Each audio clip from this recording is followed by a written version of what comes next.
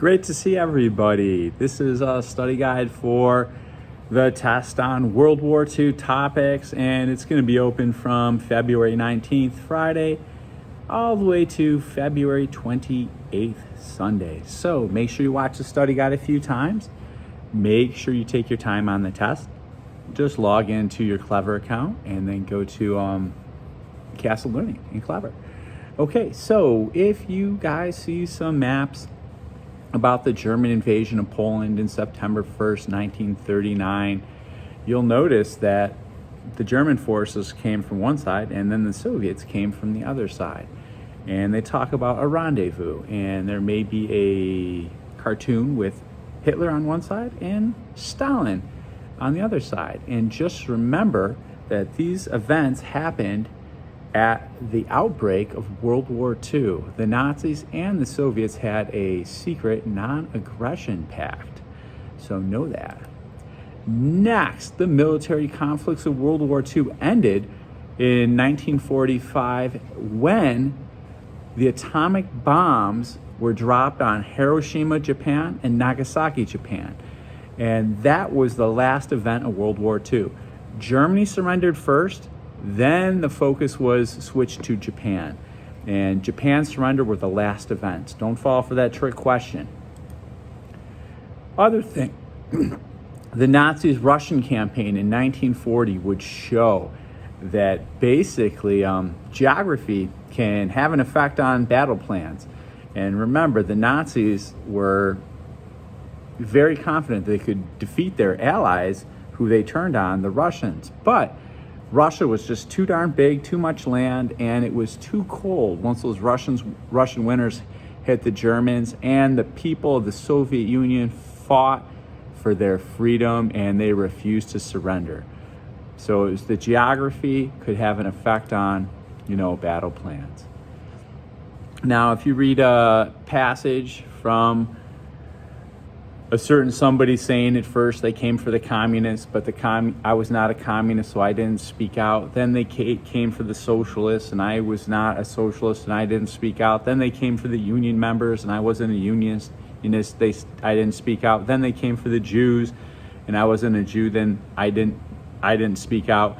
And then when they came for me, nobody was left to speak out for me. This is referring to the Holocaust, and that nobody stood up when the Nazis started persecuting Jewish people in the Holocaust. And then it became a genocide where the Nazis tried to wipe out the whole religion of Judaism in Europe. So D-Day, June 6, 1944, was a major turning point of World War II because it was when the Allied forces, primarily the Americans and the Canadians, and the English and the leftover Free French and other allies were able to land in France. And basically the allies were able to cross the English Channel in landing crafts and boats and land in France and finally start taking the fight on land to Hitler's fortress Europe, okay? And that was a huge turning point.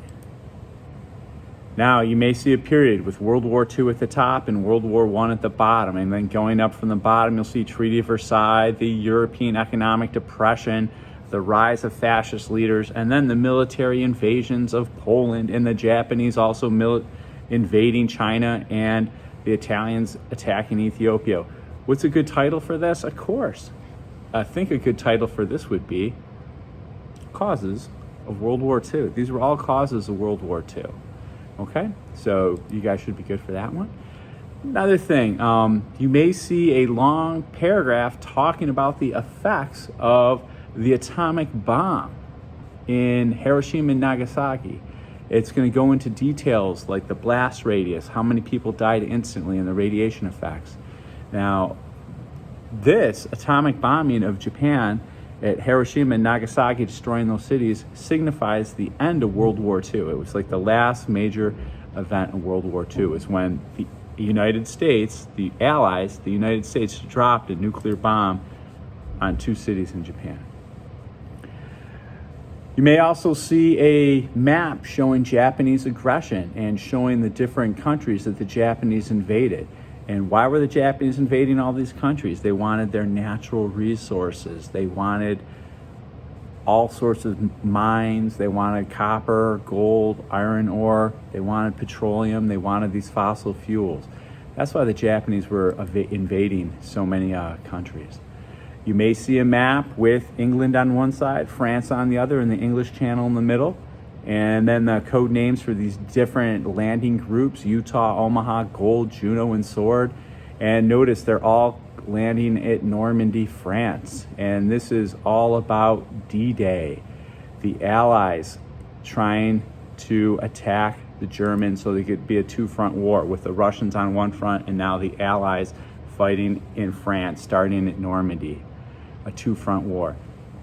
So the geographic feature that helped the Soviets the most when the Germans attacked: the size of the Soviet Union and also how cold it was. The Germans couldn't handle that Russian winter. It disrupted their supply lines.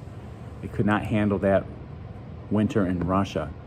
So, what conflicts associated with the rape of Nanjing in China, done by the Japanese, the evacuation at Dunkirk, when basically Hitler pushed the Allies out of France and the remnants of the French army had to be evacuated from Dunkirk and taken over to the English Channel, and then finally the bombing of Hiroshima and Nagasaki. These are all associated with World War II. Know that. Also, you may see a political cartoon that says, "Are we mice or are we men?" And this is about the beginning of the war. And you'll see two cats looking around the corner. One cat, you'll notice, has the Nazi swastika, and the other cat has the glasses that Emperor Tojo wore of Japan. And then you see the Europeans as mice, and they've only protected themselves with how not to help our allies, how to pull in your defense, and it's basically, these are all associated with World War II. People ignoring the giant dangerous cats, which were the Japanese and the Germans. Japan's invasion of China in 1937 and Germany's attack in Poland in 1939. What did they lead to? They led to World War I in Asia and World War II in Asia and World War II in Europe. Not World War I. They led to World War II. Thank you. I misspoke. You may see a political cartoon with the Nazi soldiers in Germany looking at a old school thermometer, and you can basically see they can't believe the cold, what it's done. And notice Berlin's at the bottom, and it's basically showing the Nazis are starting to lose. They could not defeat the Soviet Union, and it's showing that winter was the big help for the Soviet Union. You'll also see rise of fascism in Italy prior to World War II. Who was that? That was Benito Mussolini. He's the fascist leader of Italy. Which group of violating human rights in the city of Nanjing during World War II? That was the Japanese with the rape of Nanking or Nanjing. Another question: why did Japan invade Southeast Asia? The Japanese were after oil and rubber, natural resources, coal mines, any natural resources they could get. They also invaded China for that. All right. Now you may see some events. What events are in the right order? It would be Germany invades Poland. That's the first thing. Then the Japanese attack Pearl Harbor. Then the Allies invade Europe on D-Day. And then the final event is the atomic bombs dropped on Hiroshima and Nagasaki. That's the correct order of those events for World War II.